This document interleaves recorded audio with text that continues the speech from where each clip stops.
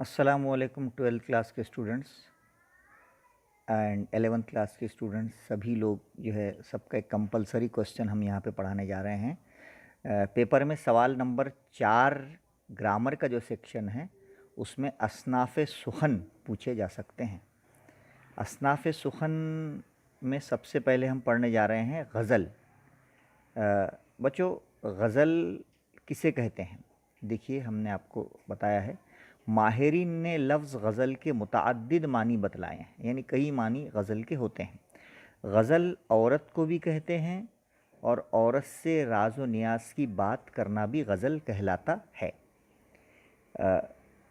तीर से ज़ख्म खाने के बाद हरन की पहली चीख भी गज़ल कहलाती है। गज़ल वारदात क़ल्ब का बयान भी है। गज़ल का पहला शेर मतला, और वो शेर जिसमें शायर अपना तखल्लुस इस्तेमाल करता है मक़ता कहलाता है।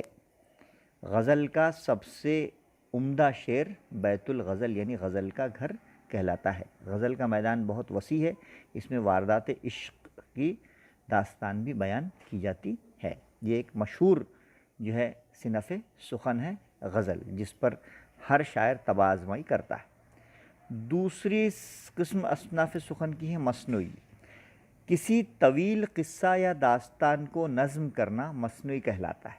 तवील क़िस्सा या दास्तान इसमें नज़्म होती है।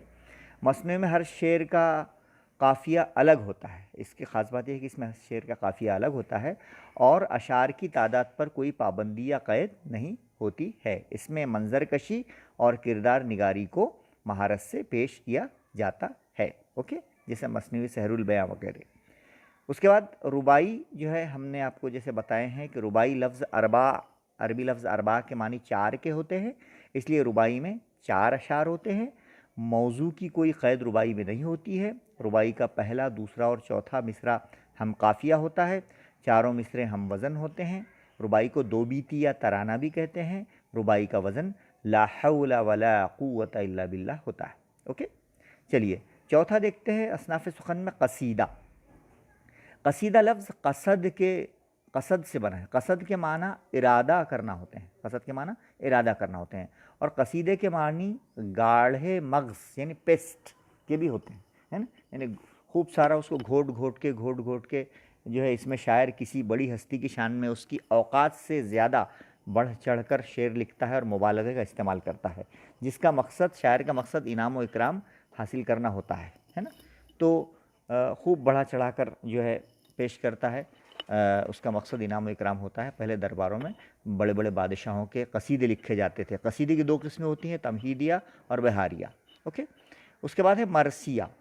मरसिया में मरने वाले की खूबियाँ नहायत अफसोस के साथ बयान की जाती है। यानी हम कहते हैं मुतवफ़ी के औसाफ नहायत अफसोस के साथ बयान किए जाते हैं। मरसिया का लहजा गमंगेज़ होता है, जैसे वाक़यात करबला का बयान मरसिया कहलाता है। ओके, कता के लग़वी माना टुकड़े करने के होते हैं, जिसमें कम से कम 2 अशार होते हैं, इसे क़ता भी कहते हैं। ज़्यादा की कोई क़ैद नहीं होती है क़ता में अशार की, कम से कम 2 अशार होते हैं। इसमें सिर्फ़ एक ख़याल की वजाहत की जाती है। क़ता में सिर्फ़ एक ख़याल की वजाहत की जाती है। अशार हम काफ़िया हम वज़न होते हैं। ओके, उसके बाद नज़्म। नज़्म गज़ल के बाद उर्दू शायरी में जो सिनफ़ सबसे ज़्यादा मशहूर हुई है वो नज़्म है। नज़्म का मैदान बड़ा वसी है। नज़्म में मौज़ू की कोई क़ैद नहीं होती है, अशार की भी कोई क़ैद नहीं होती है, यानी नज़्म किसी भी उन्वान पर कही जा सकती है।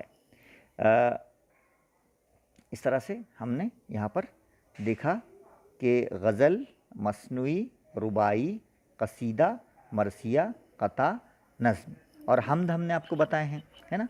अल्लाह ताला की तारीफ़ व तौसीफ़ बयान करने वाली जो नज़्म होती है उसे हमद कहते हैं। इसी तरह नात जो है वो रसूलुल्लाह सल्लल्लाहु अलैहि वसल्लम की शान में लिखी जाने वाली नज़्म नात कहलाती है।